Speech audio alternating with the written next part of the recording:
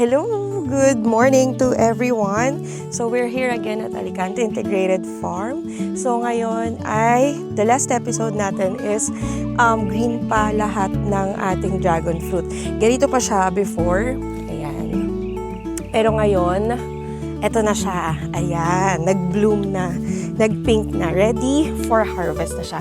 Saka paano ba natin malalaman pag ready for harvest na siya? Ayan, wobbly na. Nagagalaw-galaw na siya.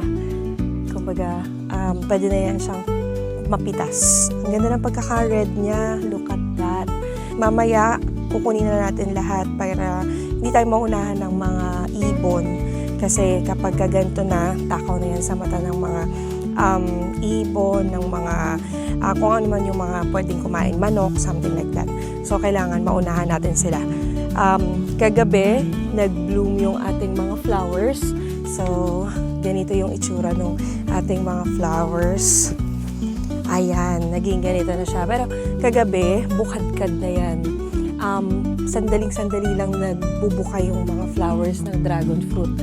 Ito yung flower niya, bubuka yan ng napakaganda. Pero hanggang morning lang siya, right ate? Morning lang yan bubuka. Tapos ngayon medyo 10, 11, mag-11 na today. So, sumara na siya mga around 8 a.m. And after nito, matatanggal yung flower na yan, tatanggalin yan, magkakaroon niya na parang pusod.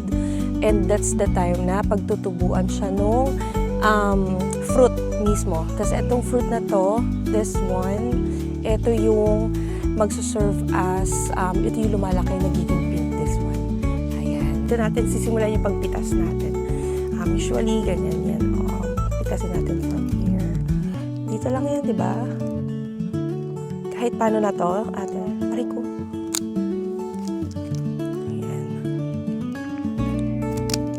Yan. Ito, ating dragon fruit. Thank you po. Ayan, wobbly na siya. So, pwede na talaga yan siyang pampitasan.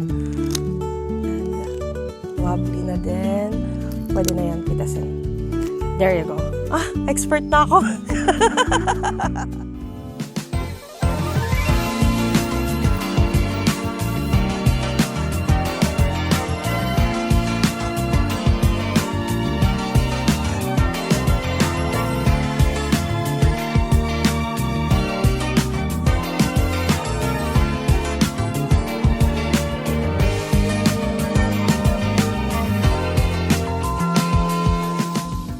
Nakuha ko na siya. Dapat hatakin mo na lang. Hatakin na lang. Oo. Oh, ang smooth, di ba? Good siya. Ang sarap sa feeling.